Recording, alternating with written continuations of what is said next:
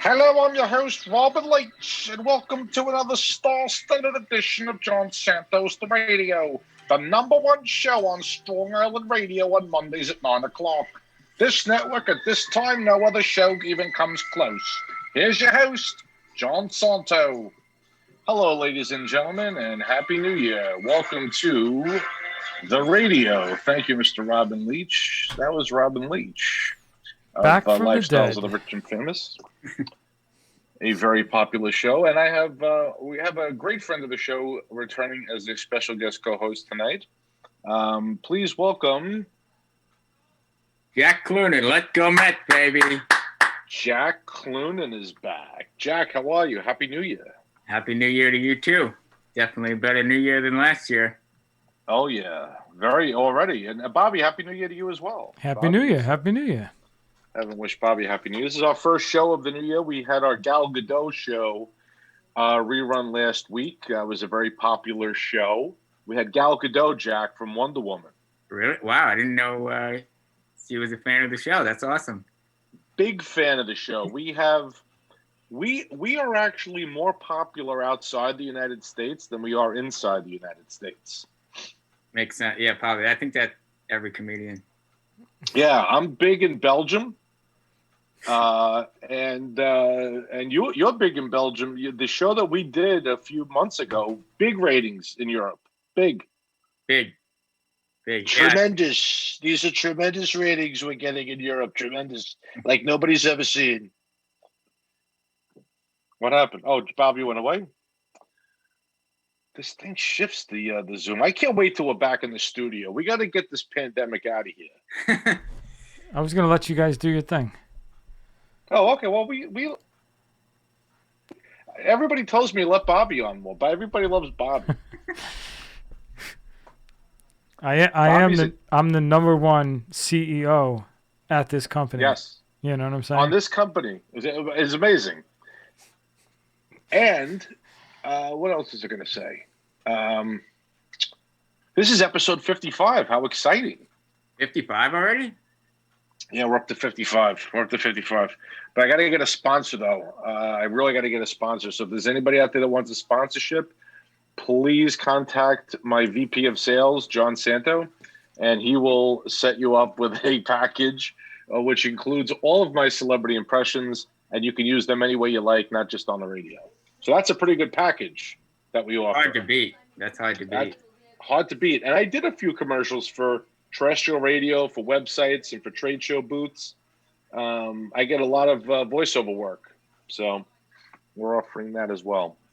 So this is an exciting time to be a Met fan, huh, Mr. Jack Cloonan? Very, very exciting time to be a Mets fan. As you know, and if anybody else probably doesn't know watching the show, I'm a huge Titans fan. So when you asked me to be on the show, I was like, this is perfect because we got kind of embarrassed yesterday. Uh-huh. I was thinking to myself, wait a second, what's going on in the world? The Titans lose, but the Mets, they're spending money. I saw that post. That was a brilliant post. Is this really happening? It's happening. You can pinch us. You don't have to pinch yourself. This is it is real. It is totally real.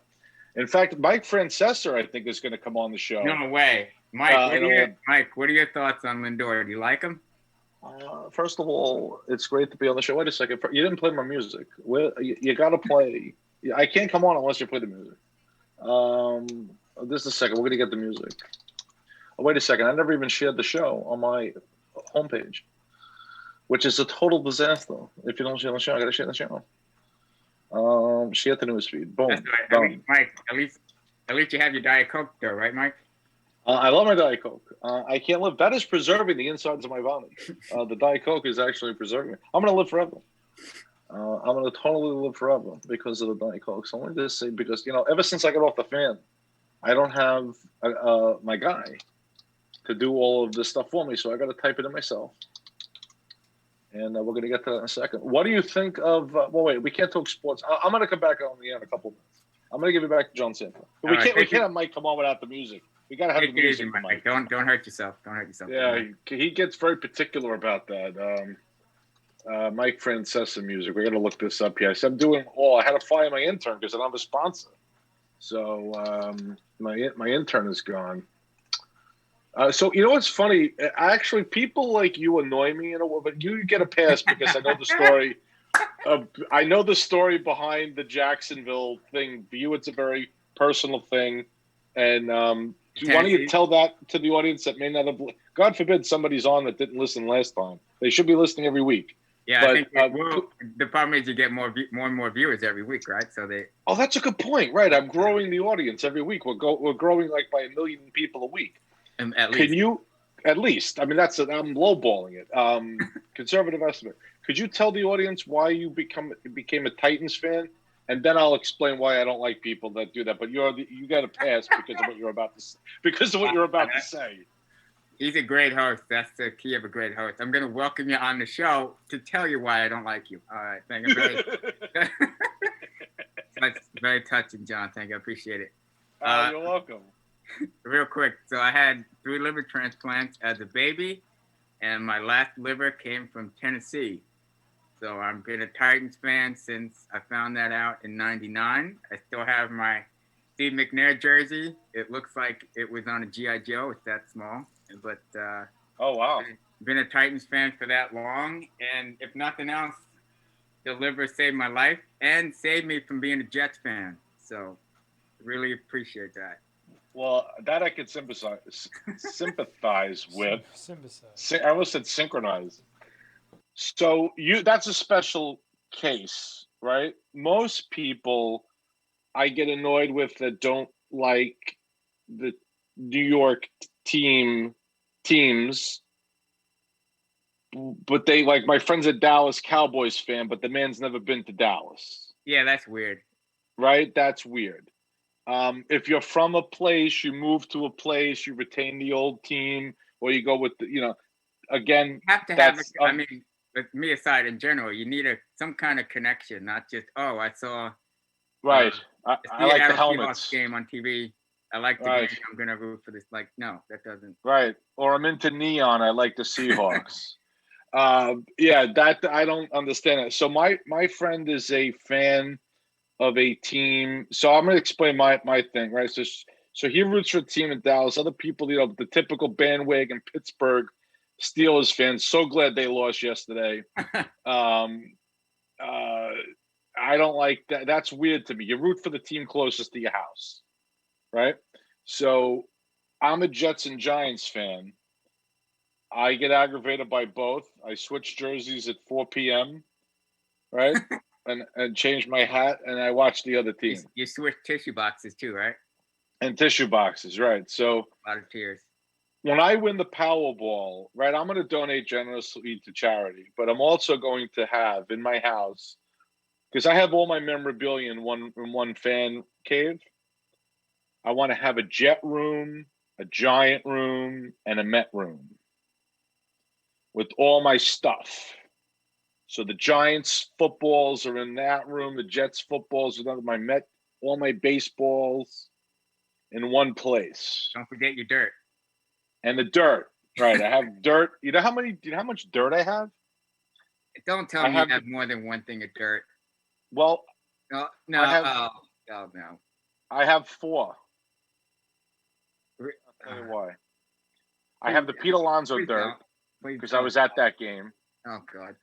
Then I have a plaque that I bought for the kids that says Kids Cave, and that had dirt built into the plaque. So that really isn't separate. It's built in. Did you pay extra for the dirt though? No, it came with the plaque. Game used dirt. You know that they just go out in the parking lot or some little league. Oh, here's some dirt, whatever. No, they it's all authenticated by MLB. Oh, you have dirt. Hold on. So there's an actual job. Yeah. Of authenticating dirt. Yep. What they do is, so then I bought them for Christmas this year. I bought them each a pen, and the top half of the pen has field dirt. So if you go to MLB authentication and you put in the hologram number, it tells you dirt taken from the home plate area April of 2009 when Citi Field first opened. That's original dirt. So that's impressive. Is it? So yeah. So what they do is the authenticator, they take buckets of dirt off the field, and then I'm guessing they replace it the next game, and they authenticate it. And so the hologram that I have for that dirt said originally authenticated under this hologram number. Then they recoded it because they changed the system. But that's authenticated dirt. That's official dirt. Oh, as long as it's official. It's official. I even have a baseball here. Here, I'll show you the ball. So the ball, the audience can't see it, but that's okay. So this ball, see the hologram on top there? Yeah. All right. So that hologram, if you go to MLB authentication, you can put in this hologram number, and it tells you it was thrown by Peterson in a game this year. I also have a DeGrom ball. So this ball I have. This is a cool ball, right? Pitched by DeGrom. It was the first ball of the game. Pitched by DeGrom to McCutchen. Right? We beat the Phillies 14-2 that day. Right. Yeah, it's a Philly. Yep, Philly pitched to McCutchen, hit. Conforto caught the ball. So I have a ball that was touched by DeGrom and Conforto. Well, I mean that's a little different. It's a baseball. It's not actual dirt. Right. Can Bobby hear us right now? He might be able to. Okay, so John, this actually isn't a radio show. This is an intervention between me and Bobby to get you to stop buying jars of dirt. You know what's funny? My wife, I thought was going to give me a hard time about the Alonso dirt because we were at that game. It came in a little jar. It's actually a nice decorative jar, but she couldn't because she took pig sand from Bermuda. When we went to Bermuda, we got a little vial of sand. They sell it there, so people buy shit, But some of the stuff is ridiculous. Like I like to have like a little piece of Citi Field because when I can't be at the ballpark, I feel like I have a little piece of Citi Field in my house, right? And then I have, they brought back Rocks from the Moon, right? Nobody complained about that. So same thing. Yeah, close. Same thing. Close, very close. But the ball is kind of cool because that ball was like in a game. Yeah, well, baseball is like actual bats and baseballs and batting gloves. That's different than actual dirt. Like dirt, yeah. For people listening who don't know, who aren't this, I don't know, crazy is the kindest term, but aren't this crazy. If you ever seen Pirates of the Caribbean when Jack Sparrow is running around with the jar of dirt, that's literally what John Santo bought. That's what I bought. That's because somebody put a sticker on it that says it was used at Citi Field. Well, no, that's somebody. Major League Baseball authentication. That's the gold standard. If that helps you sleep at night, okay. It does. It's from MLB. It's big. But have you ever been to that authentic store at Citi Field with the game used stuff? It's probably walked in it. I don't know much about it. That's where they sell that. Everything is very expensive. Yeah, that's why I haven't been. Yeah, so I'll give. So here, let's play The Price is Right. You ready? And then we'll get Mike Francesa on. How much do you think a David Wright game used jersey goes for? Now, I stopped following that stuff when the hats went above $25. So I'm gonna guess $350. So I saw one in that store. Now they might have ones for less. I don't know. I forget why this one was $2,500. $2,500. $2,500. Yeah, they had a hat that was used in the World Series that was like $75, and these hats retail for $40. That's ridiculous. Right? Yeah, I know. It's ridiculous. But you know why? Because there's enough John Santos out there that buy a new hat every spring training. So, well, wait a second. This year, I had to get one. The people listening right now, you can't see him. He has authentic everything on right now. Everything. Jacket, undershirt, hat, all authenticated. But this year I bought so that's authentic. Authentic. Retail, not game right, not game use, retail. But you know what? New Era Hat Company is in Buffalo. They used to be in Buffalo, right? And they used to make the hats in the United States.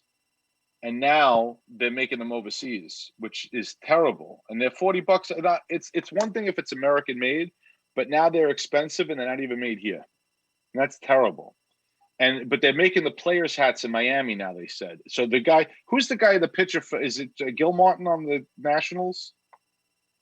He started the whole thing about how the Players Association backed the union for New Era because the Players Union is unionized. Oh, okay. So he had a whole thing about stop moving the jobs overseas. That the fan wants the same hat that we wear. Yeah. Which is true. That's Sean Gilmartin, I think. Sean Gilmartin, I think, right? He's the relief pitcher, the guy with the glasses. Yeah. So he started the whole thing. It was a whole big thing to stop the jobs from moving to like China and places, but they don't lower the price. They say, "Oh, if they move it out of there, if they're making it in a sweatshop in China, it costing them like nothing." I want to know exactly. Nothing, and it's I like like the 9/11 hat was made. That when I looked at my label, it was made in the United States. I like that. I like that. That one kind of pisses me off because they didn't let them use it. No, not those. The MLB, the whole MLB had a 9/11 hat with 1 year they had the flag on the side. Yeah, and then another year, but those were allowed. So the Mets weren't allowed to wear the FDNY and NYPD hats. Yeah, that's the thing that I'm talking about that pissed me off. Right, that they should be able to wear. Because there were other teams like, I know everybody hates the Astros for others, but like the Astros are wearing the anniversary of the moon hats, and other teams had like commemorative hats, and like, wait, you're not gonna let New York City, like really? Especially this year with the 20th, it's gonna be 20 years. They should absolutely. I just saw the Piazza game when he hit the home run. That was on TV. That was on TV. I've watched the clip like 1,000 times. So yeah, the clip is incredible. Howie Rose made a great call. What do you want? Let's get Mike Francesa. We're going to talk about all the Mets action. Mike's ready. Mike's back. Let's see.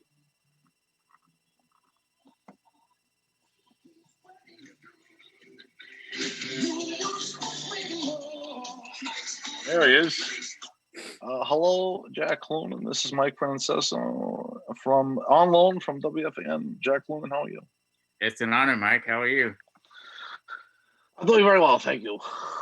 So let's talk Mets. You had a question about DJ LeMahieu. Yes, I did. What do you think? You think the Mets should go after him? I think that would be a phenomenal addition to the roster. Phenomenal. Absolutely phenomenal. If you had LeMahieu and Lindor in the lineup, that is a phenomenal change to the lineup. Wouldn't you agree? I was hoping he was the one guy. It's probably not going to happen, but he was the one guy I wanted the Mets to get. And the whole thing was you don't even have to move. And supposedly the Yankees and him are far apart. So the Mets, it's easy to say how a billionaire to spend his money, but hey, you don't have to move. How much money do you want? Well, the interesting thing is, how many years do you think they get LeMahieu for? How is he 30? I don't know how old he is. I think he's 30 years old. Because this is his big. The problem is this is his one shot to cash in. Yeah. After like 360 for a couple of years. See, if you didn't have Cano, you don't have him this year on the contract. But if you could somehow, so you have Cano for 2 more years, and that's kind of hampering your ability to sign some of these guys that you could make you a win now team.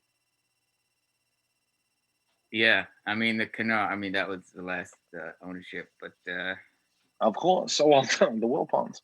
What you could do is if you could somehow put illegal substance in his locker and then drop a dime to MLB, and just what a coincidence! We just found out that Cano has performance enhancing drugs. He's out for life. Now you're out of the contract. I think he's going to do it to himself anyway, so it doesn't matter. I think so too. I actually do. But LeMahieu, now then, what do you do with center field? You can't get Springer too. No, I would take LeMahieu over Springer. So the other piece that they're talking about is, can you get? In fact, a lot of people, I saw why saying why DJ LeMahieu could be a better Mets fit than George Springer, because now you have Lindor. So now, who was the other guy they were talking about? There were rumors about Bryant trading for Chris Bryant. Yeah, I don't know if you could trade anymore. You gave up a lot to get Lindor. I mean, if you could get Bryant for like nothing, you could get it. But to me, he's declined so much the last couple of years. Yeah, I don't know if you could pull off another trade. What about Bradley Jr. for center field? That would be good too. So if you didn't have, yeah, I don't know. I mean, because you don't know how good he actually is after all the cheating and all that stuff, and he wants like $20 million a year. Yeah. See, so really, if you had LeMahieu, Lindor, you may not need to go crazy with another position because you're going to make that up with those guys. So if you defensively improve, that might be enough. Yeah, I agree. If you have, because Lindor is he a Gold Glover? Gold Glove. I think so. Yeah, McNeil will go back to second, which is his natural position anyway. Right. Where does LeMahieu play? Is he third or second? Third. He's third. He's third. So you have McNeil at second. Yeah. Third base, but it also hinges on, do we have the DH this year? I don't think so. See, because now that's an issue with if you're going to center fielder, you move Nimmo over to left. Conforto's in right. The center fielder is the new center fielder. Where do you put Alonzo Smith? To me, Alonzo gets the start, and then you just see how he does. I don't put too much emphasis on last season because there's so many things out of its control. Totally. That was a weird season. But if you had Smith at first for defense, well, maybe you do lefty righty. One is DH, one is that's interesting. Now you really now you have a lineup.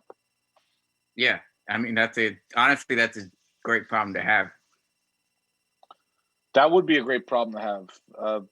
Michael, jump back in here in a second, but I wanted to ask you a question. So they're $20 million away from the salary cap now, right? And they'll be closer to it when Cano money comes back on the books, unless another contract is up. How does that work when you get suspended with the money? So they don't pay him this year. Yeah. So that I don't think it counts towards the cap, but next year the money comes back. Right? So if you're let's say you're at the salary cap this year, next year you'll be 24 million over if nothing else changes. Because his 24 million comes back on the books. Yeah. Unless Steve Cohen buys him out somehow and says we'll buy out the contract, and I don't know. Yeah, I mean, I'm not the only. I mean, yeah. Now they were selling a Bobby Bonilla ball online, and it was a what was it, $85? But I said, why can't I just pay $5 a year for the next 20 years instead of buying it? He's a genius, man. That's awesome. But you know what though? That deal made sense if you were getting those kinds of returns on the money, right?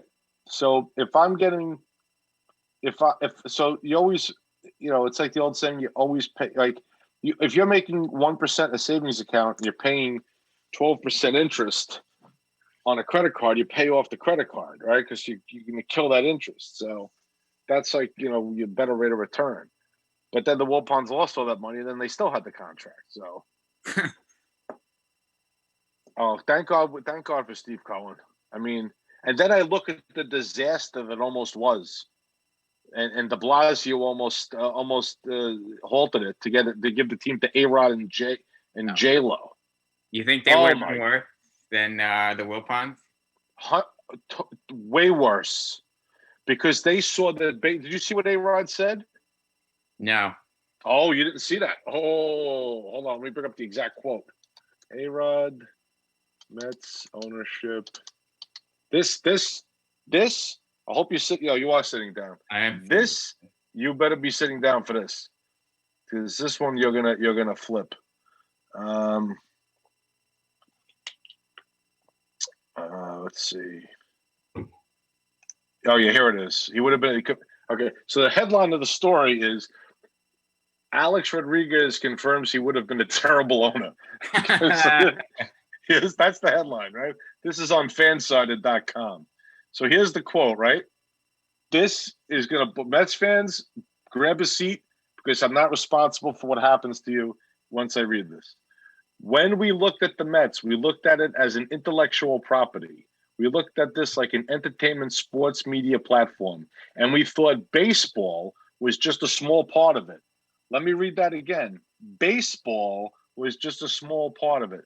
But through Jennifer, we could drive the music with Live Nation business at Citi Field. With e-commerce, we thought we had Mark Lloyd best in class with what he's done with Walmart. We could do the same with the Mets. We thought we could make it a network. And then he goes on and on to say a holding company strategy. And baseball was a small part of it. And they were going to make it more concerts. Everybody laughed at me when I said it was going to be J-Lo Bubble Butt Night at Citi Field. And I said it would be J-Lo T-shirt, J-Lo concert. The Mets will be like a guest in their own stadium. This, thank God, was avoided. I didn't know that. Wow. By that idiot De Blasio, who nobody likes, right? We almost had J-Lo and A-Rod. It would have been a worse zoo circus, a quantum of stupidity than I mean, I don't want to hold back. Could you imagine those two idiots running the Mets as opposed to Steve Cohen?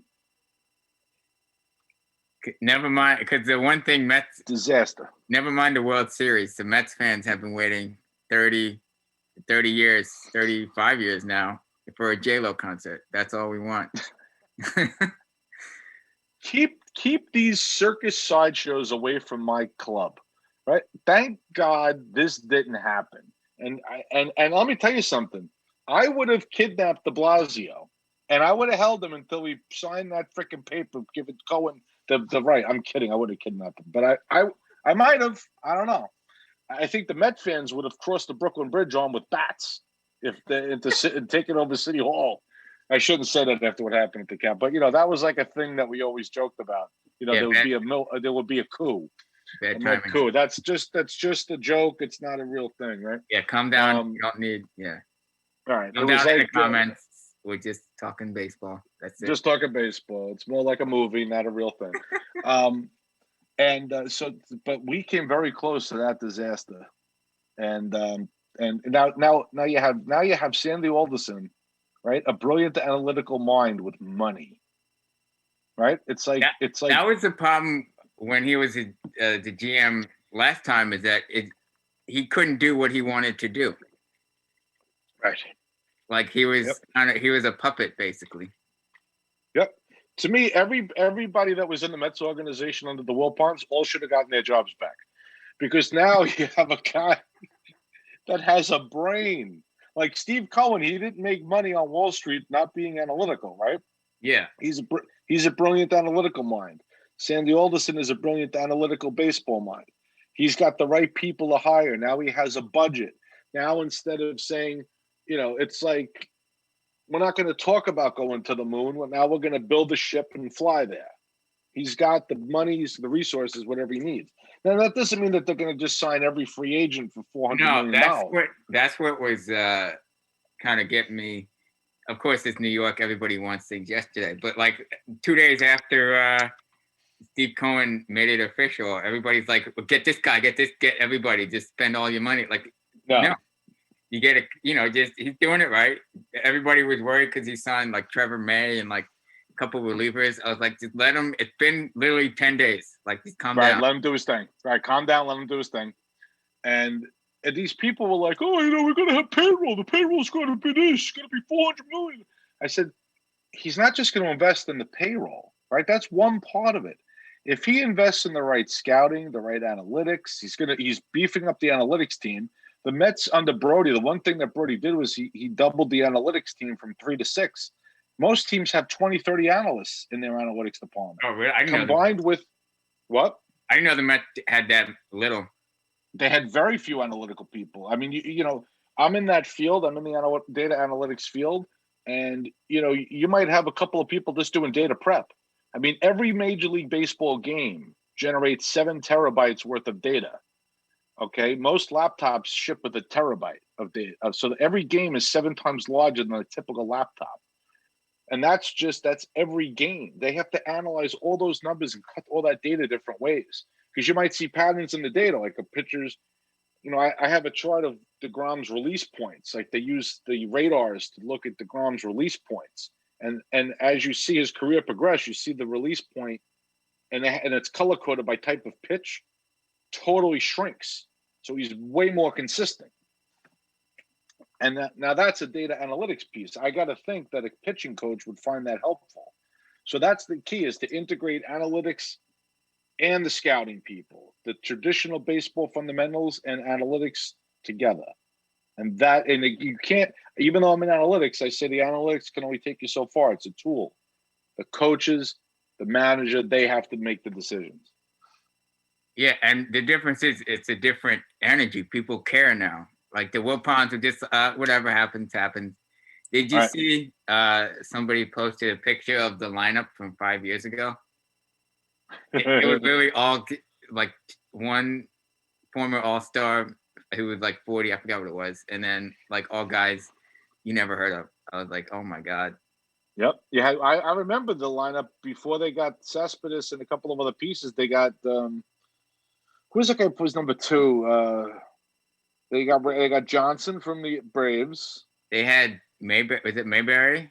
Mayberry was the outfielder. I just saw one of the games the other day. The Steven Matt's debut game was on. Oh yeah. So you had Mayberry. You had and then they got Randy Johnson. Not Randy Johnson. Number 55. What's his name? Johnson. Uribe. They got Juan Uribe. Oh, Uribe. Yeah. Close. And now you had that was the lineup that took us to the World Series. That after the trade, you know, around the trade after the Wilma thing with the trade, the emotional trade that didn't happen. Yeah. I remember we got tickets. It's like, when was Sheffield on the team? Like 2011? Something like that. Yeah. Something like that. My dad and I got tickets from whatever. And so we went to the game for free. Of course, parking was like $800, but whatever. It was Gary Sheffield and literally like all minor leaguers. Yep. And my dad was like, man, if we pay for these tickets, I would be yelling. I know. This is embarrassing. I know, but those days are over now. Now I think they're going to have a real. But then the other thing you have to invest in is you have to invest in the right people in the organization, because you've got to attract the players to sign with you in the draft so that you could say our organization is competent and we're going to get you to the major leagues faster than any other organization. So it's everything. It's not just spending on a major league team. It's having the right mix of everything at the minor league levels to build the entire. This way, you don't have to sign free agents necessarily if you have a great drafting and development program. We haven't had like homegrown guys. We've had very, very few. Yep.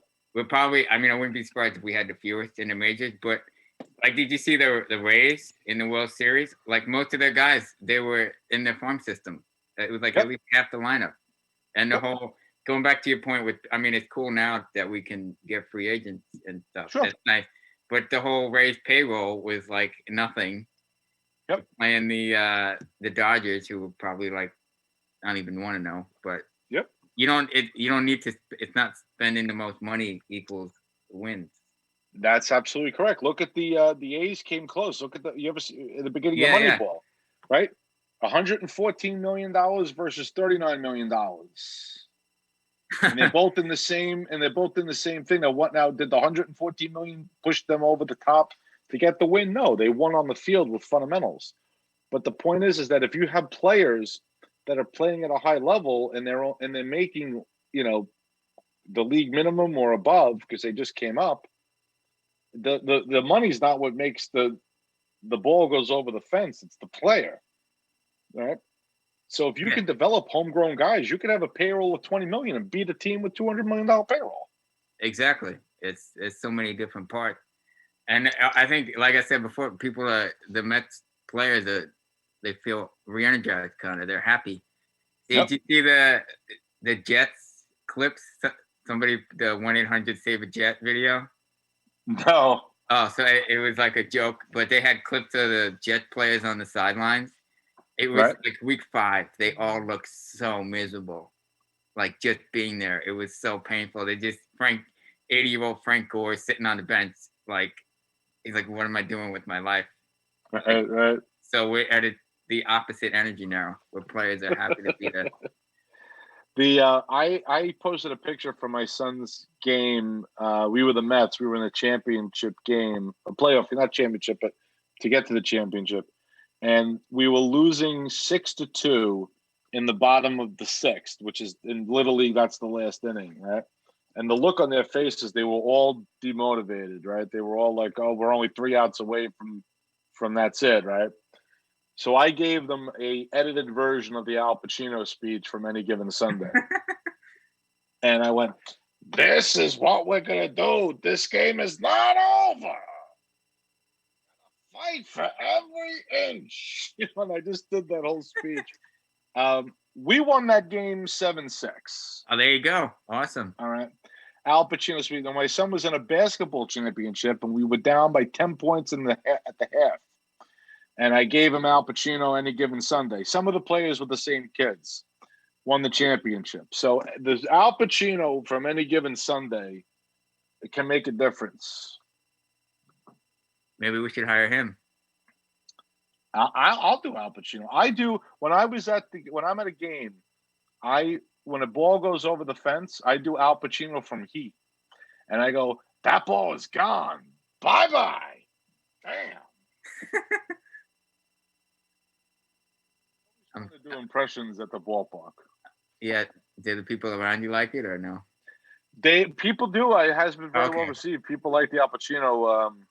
So I was at a game where the Mets were losing, and then my man Grandison Park went on the Pepsi porch. Bam! Right out of the park, right? So, and everybody. Actually, I'm sorry. No, it was a Met-Yankee game, and the Mets were losing, and then they hit like a 3-run home run. And then I wait, and I was right behind the Met dugout, right? I waited for the stadium to calm down, and I said, "Look at the scoreboard now, Grasshopper," which was from Major League. And DeGrom and Mats turned around and laughed. So that was fun. We don't need Springer. We need John Santo doing impressions in the dugout. Is that what you're saying? You know what? You know what job I would love? Motivational speaker coach. The coach? Doing all the actual. Like being like so when the guy is having a bad time, because I say things to comedians. Like I've seen comedians that were nervous before they go on stage.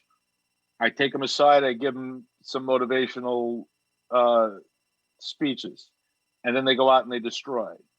I've had big comics, headliners, national headliners. So, "Oh, Santo, I'm not feeling it tonight. Come with me."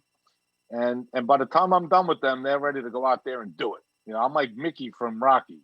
Get out there and do it. It always works. Positivity. Is that a word? Is positivity a word, Jack Cloonan?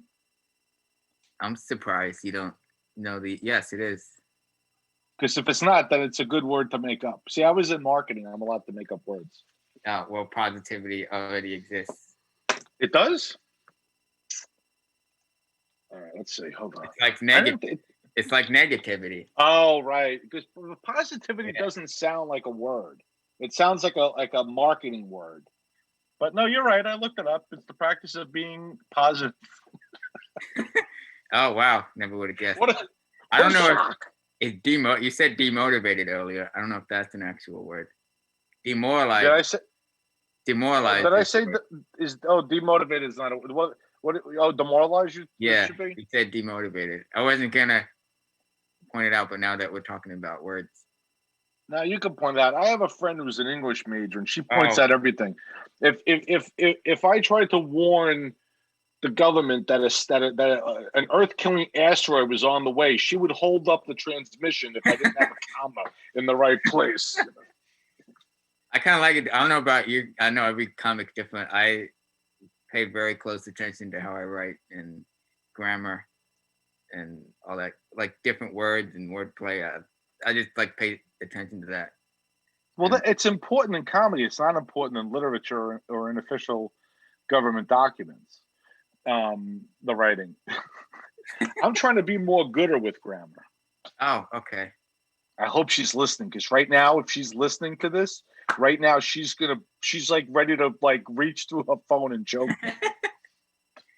You know what, I'm surprised. I mean, obviously, social media is the worst place for worst. It's a cesspool any kind of of writing. intolerance. So I don't even stop paying attention to the writing. But I'm just amazed. So like 90% of the population had the last 10 months off, and nobody thought to learn how to use there, and there. Like, yep. Or really? your and your. But you know what though, Jack Cloonan? It's so hard to correct something once it goes into the phone, because like the backspace doesn't work, and then I already have 2 letters after that. And I can't put my fat finger over it. So a lot of times I'm like, I know the difference. Screw it. I'm putting it out there wrong. It's just too hard to correct it. So, we went to school, like we had paper and typewriters, and well, maybe you probably didn't have a typewriter, but it was important. It was important to make things, and I was in publishing. It was important to make things correct. Now it doesn't matter. Yeah, texting kind of killed it too, because everybody types in abbreviations anyway. How many spaces do you put after a period? 1. It's 2. Commas 1, periods 2. Yeah. Any end of a sentence punctuation, question mark, exclamation point, period, 2 spaces. Yeah, that's the law. That's what that was when I took typing. And it doesn't matter that it's no longer a typewriter. The technology of how the ink is produced doesn't matter. It's two spaces. I didn't know that. Yeah. Commas 1, semicolons 1, but a period or an exclamation point or a question mark is 2. I don't know who thought they could just change it. They just go change it. Can't do that. In fact, I should get Governor Cuomo to say, you cannot do it. It's the law. Read the law. You need to have 2 spaces after a period. Facts. Now, Cuomo, do the spaces need to wear masks? They need to wear a mask. You have to wear a mask. Facts. And of course, all those spaces are 6 feet apart, right? Absolutely. I was going to do a bit with him I did do a bit with him as the manager of the Mets. Yeah. And I was like, why did we not bunt? It was an 0-2 count. You cannot bunt on 0-2. If you foul, you're out. You're out. So then I have the reporter saying, no, it's just a foul ball. Read the rule. Read the rule. Even if he wasn't like politics aside, just him as like even a math teacher, that'd be great. Just like call him the math teacher. 2 + 2 = 4. Read the order of operations. Next. A² + B² = C squared. That's C squared. I did a bit with him as instead of RoboCop, I did Como Cop. Oh, awesome! And I said, "You need to wear a mask, creep." That was fun. I've been having a lot of fun with my impressions. Now I can record the audio and have like a picture of the person. So when go, what's that? That really helped when you're doing the ridiculous restaurant regulations to have the picture of him. Remember that one? Yeah, that was played at my job. I don't know how many views you got on the that one got a lot. Facebook that was all you or whatever, but that was at my job. Yeah. These are ridiculous restaurant regulations. You have to order food. You have to order food. And I do not like when you get an appetizer. If there's 4 people at the table, they put out 7 wings. Who gets the wings? Who gets 1? There should be an equal amount of wings for everybody at the table. They should put out 8 wings. Facts. And no French fries, right? It has to be a sandwich. Has to be a sandwich. But on the appetizer, you can still order an appetizer as long as you get the sandwich. I don't like, and the other thing with the nachos, I don't care if my wife says go ahead and take the loaded nachos. I let her go first because she will accuse me of taking all of the cheese, the sour cream, the chives, and the chicken. I let her go first. I don't care if all I have is nachos with no accoutrements. I let her go first. My wife too, she gets so mad. She's like, "You go first." I'm like, "No, you will go first. Take whatever the frick you want, and then I'll go." Because she'll say, "Oh, you took more tomato, or you took more." That's awesome. What? Why don't they put those in individual portions before they bring? I think that's you're going to see that now when people go out to dinner. Because during that mid part, like in the summer when it was getting better, I went out to dinner with friends, and we had them separate all the stuff in advance, the shared appetizer. I don't know if you've been in Queens or the city at all. Have you seen the outdoor, indoor dining? I've seen pictures of it. I have not been in the city, Manhattan, since 2018. You're not missing it. Stay home. I ain't missing anything. You know when the last time I left Long Island was when I went to spring training last February. I have not left Nassau and Suffolk County in a year. Good for Almost you. It'll be 11 months. Good for you. I'm jealous. Yeah, I don't want to go anywhere. Don't. We're driving with my job. We're driving around, and there's literally like a tent in the middle of the street.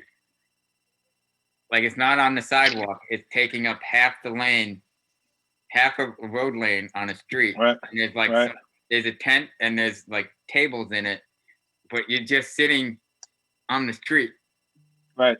Eating food. How? Why would you? Who looking at that? Like, oh yeah, I got nothing to do. Let's go eat in the street. Like what? At that point, why can't so I understand outdoor, but if the outdoor is indoors, yes. How is that tent any different from the restaurant? That is the $1 million question. So you'd be better off in the restaurant because because the tents are also very small, and so people are close. Like it's not practical. You can't be like 6 feet. You have more room inside the building to spread everybody out. Yep. The thing that I'm glad the court slapped him down on that was the whole thing with church. I went to try to go to church for my son because he's in religion or whatever. So I went to the church.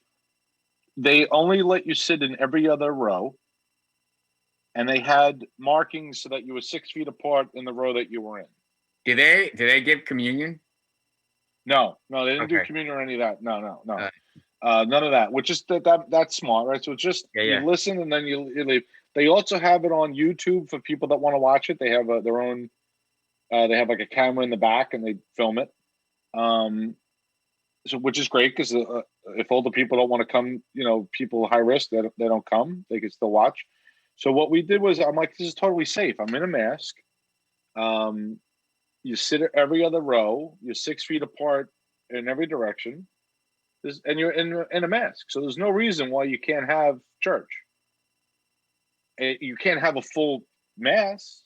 You can't pack them in, but to the extent that you have people there's no reason why those people can't be there at that capacity. And it shouldn't be 10. St. Patrick's Cathedral, you could probably safely put hundreds of people in there. Another church, you might only be able to fit a small number. Yeah, it depends on the church, on the size. Yeah, the other thing with eating is you're gonna have to take the mask off at some point, like in a restaurant. With the eating, yeah. So but if you're 6 feet apart from everybody else and you're only within the 4 people in your party, that's a pretty low risk because just based on the numbers. If you only allowed maximum table size of 4. Yeah, because like when it first came out, it was the summer, so they had tables like on the sidewalk, and the whole thing being outside is the open air. Once you put a tent around, there's no open air anymore. Yeah, right? But the thing is that the people that walk by, because I saw in my area in Massapequa, they had restaurants with the people outside. but people weren't wearing masks that were walking by. I'm like, no, if you're within 6 feet of somebody, you got to be in a mask. Yeah, I'm sorry, I got it reversed. The people at the table weren't masked up, but you couldn't walk right by the table. You really should have been 6 feet away because they're not masked. Yeah, who are eating? Yeah, who are eating, right? Now, the whole thing, even with the tennis, right? I went with my family to the park and we were playing tennis. So the guy came by and he goes, "You're not supposed to be playing doubles." And I said, "I understand that, but everybody here is in my car. Everybody here is in my house. These are my kids." And then he said, "Oh, if it's same family, yeah, that's silly. It should. I mean, what's the difference?" And we were the only people on the court. There was no other players. Yeah, like that on the courts at all, and on any other court. Yeah. So that would have been silly for me not to play doubles with my own family that we just drove there together. We're driving back together. Yeah. Like I mean, I know everybody's like kind of trying to figure it out, but some of this stuff makes no sense.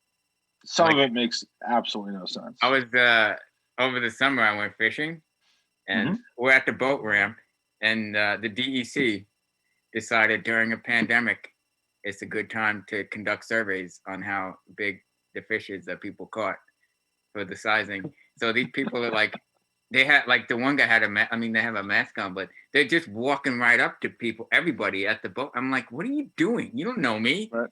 You don't know where I was. And I told him my job. Like, yeah, I see this every day. Now you're gonna walk up to me.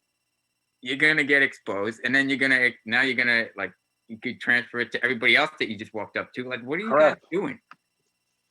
Now it's funny you say that because after a show, I like to, as a germaphobe, even before the pandemic, I don't like to shake hands with people at all. The same way, yeah.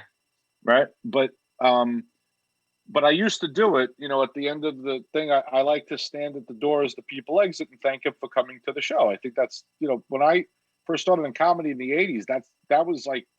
No, it's a professional thing to do. I'm with you. I probably the same way. I just did it. And then as soon as the last guy walked right past me, I ran to the bathroom and watched my right to the bathroom. But if you think about it I had a show in the winter and it was at a theater with hundreds of people, right? So if I shake hands and person number 2 has the flu, now audience member number 3, 4, 5, 6, 7, 8, 9 hundreds that follow all have the flu. Yeah. So I'm like, why would you want to shake hands with somebody that just shook hands with all the people that were in front of you? I don't think we're going to be shaking hands anymore post-pandemic, and I don't like it to begin with. I do like that part. Yeah, because one time I shook a guy's hand, and then I noticed he was sniffling. He's like, "Oh yeah, I got a cold." Why are you touching me if you have a cold? And that was a cold. Like I don't even want to touch. So these same people we're going to trust in a pandemic to wear masks and live amongst us. To wear masks and everything. How did everything get out of hand? I went to my doctor the other day for the have you ever done the COVID antibody test to see if you ever had exposure to it? Yeah, I did it. I never got exposed. Yeah, I was exposed, but I didn't have the antibodies.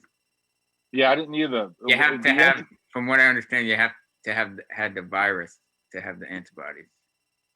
Not just, but some people are asymptomatic and have the antibodies. And they can be asymptomatic with the virus. Right, with the virus, right. So then but that's the whole point. You have to have had the virus to get the antibody. Right, but not necessarily symptoms. No symptoms, yeah. Right, because I think a couple of people we know, it's like the had no symptoms but tested positive with the antibodies. Yeah, we saw a lot of that, like the whole temperature thing. Yeah, waste of time, doesn't matter.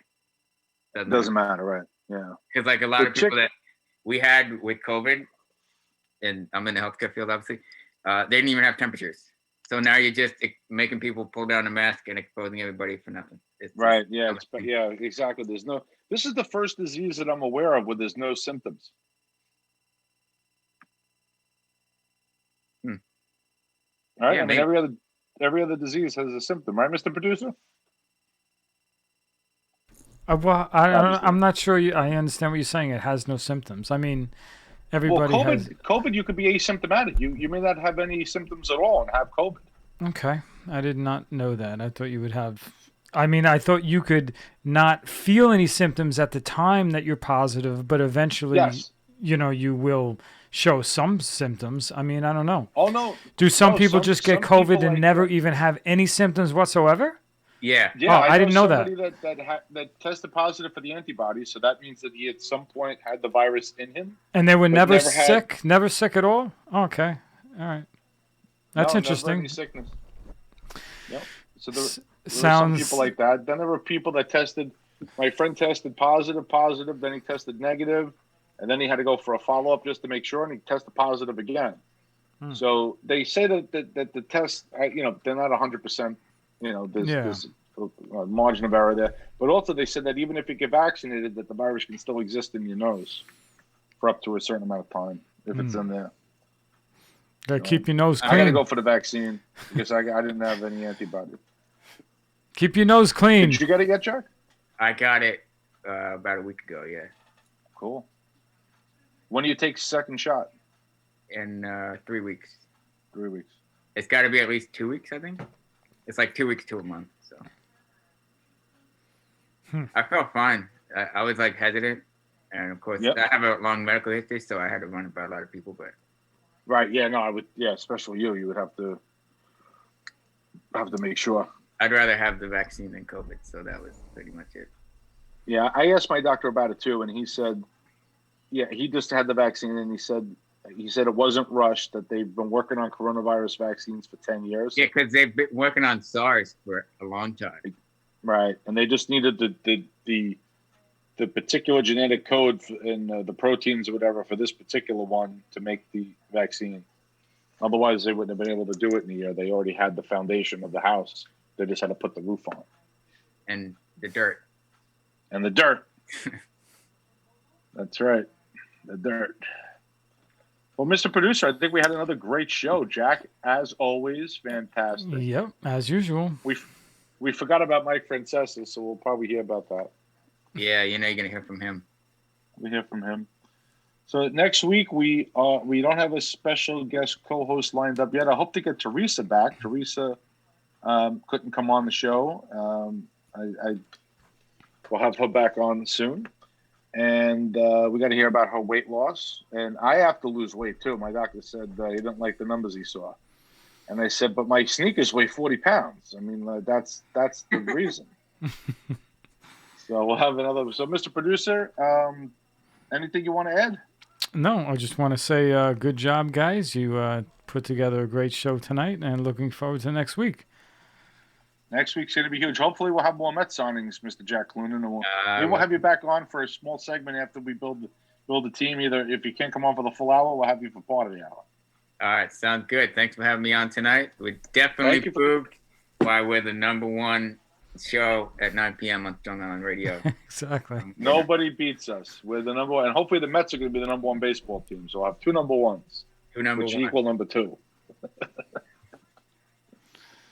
All right. Thank you very much for listening, and we'll see you here again next week. All right. Happy New Year. Stay safe. Thank you. Happy New Year. Had a fun time. God bless.